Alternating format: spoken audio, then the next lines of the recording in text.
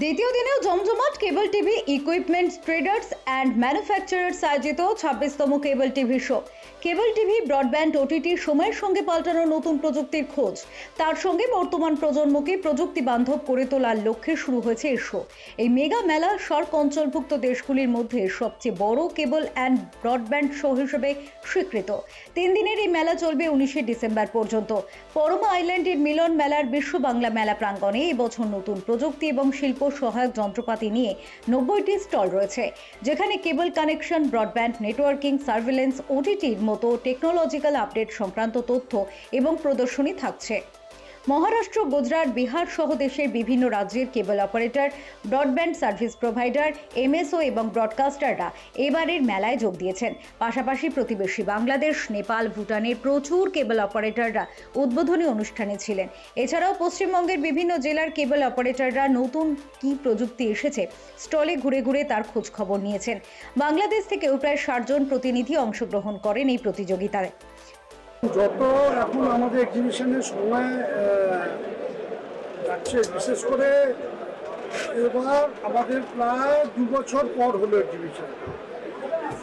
2024 ডিসেম্বরে জানুয়ারিতে হয়েছিল, তারপরেই মানে প্রায় 2 বছর পর এক্সিবিশনটা হলো। তো আমাদের অপারেটর ভাইদের কাছে একটা টেকনোলজি যে আমরা প্রত্যেক বছর, যেটা বিশ্বব্যাপী যেভাবে টেকনোলজি চেঞ্জ হচ্ছে, সেটা এবার তাদের কাছে পৌঁছাতে দেরি হলো, কারণ এই এক্সিবিশনটা এই ইস্টার্ন ইন্ডিয়ার সবচেয়ে বড় এক্সিবিশন। তো কালকে আমাদের ভালো ভিড় হয়েছিল, কিন্তু আজকে তো মানে খুবই বেশি ভিড়, কারণ আজকে যারা দূর দূরান্ত থেকে কালকে লেট পৌঁছেছে তারা অনেকে এখানে আসেননি। তারা আজ সকাল থেকে এখানে এসেছেন। প্রত্যেক কটা স্টলে ভিড় আছে। তারা নিজেদের যে চাহিদা, টেকনোলজিটা, যে প্রোডাক্ট, সেটাকে নিয়ে তারা বোঝার চেষ্টা করছে, জানার চেষ্টা করছে যে আগামী দিন এই প্রোডাক্টগুলোকে ধরে নিয়ে আমরা কিভাবে আরও ভালো গ্রাহককে পরিষেবা দিতে পারবো।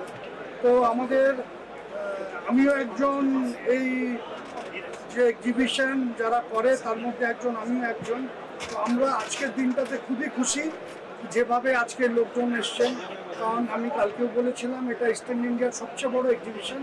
কারণ এখানে আমাদের আসাম, উড়িষ্যা, এমনকি বিহারের একটা পার্ট, আমাদের প্রচুর, এখানে আমাদের মিজোরাম, এদিকে বাংলাদেশ থেকে এবারও 200 উপরে ডেলিগেটস এসছে, আর বেঙ্গল একটা এত বড় জায়গা নিজস্ব রয়েছে।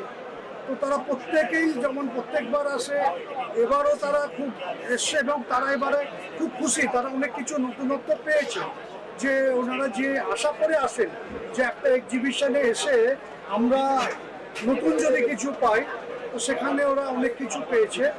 এবং আমি বিশেষ করে জিটিপিএল, কেসিবিপিএলে একটা আমি নতুন বছরে যেটা উপহার দেবো, অলরেডি চালু করি, সেটা হচ্ছে আমি ওটিটি আমরা লঞ্চ করলাম নাটকের ওপরে। সেটা ভারতবর্ষে কেউ এখন অবধি করিনি ওটিটি, এবং অলরেডি আমরা 350-এর ওপরে নাটক শ্যুট করে ফেলেছি। এবং আশা করি এটা আমাদের জনগণ খুব ভালোভাবে নিচ্ছে ওটিটিটা। আর এটাকে আমাদের এই এক্সিবিশনে জিটিপিএল, কেসিবিপিএলের দিক দিয়ে একটা নতুন অধ্যায় চালু করলো। কারণ এর আগে কোনো বেঙ্গল, কেন ইন্ডিয়াতে কোনো নাটক আর্কাইভ করে রাখা হয়নি। যেমন ডক্টর পিনের তলোয়ার, এই ধরনের অনেক নাটক আছে ভালো ভালো, মানে অসংখ্য, যেগুলো কিন্তু এখন আমরা দেখতে পাই না, কারণ সেগুলোকে সিনেমা যেমন একটা আর্কাইভ করে রাখা ছিল, কিন্তু নাটক কোনোদিন হলে আর্কাইভ হয়নি। তো এখন আমরা কী করছি, নাটক শ্যুট করে আমরা সেটাগুলোকে আলাদাভাবে আর্কাইভ করে রাখছি, এবং সেটা ওটিটির মারফত আমরা সেটা জনগণের বাড়িতে পৌঁছে দিচ্ছি।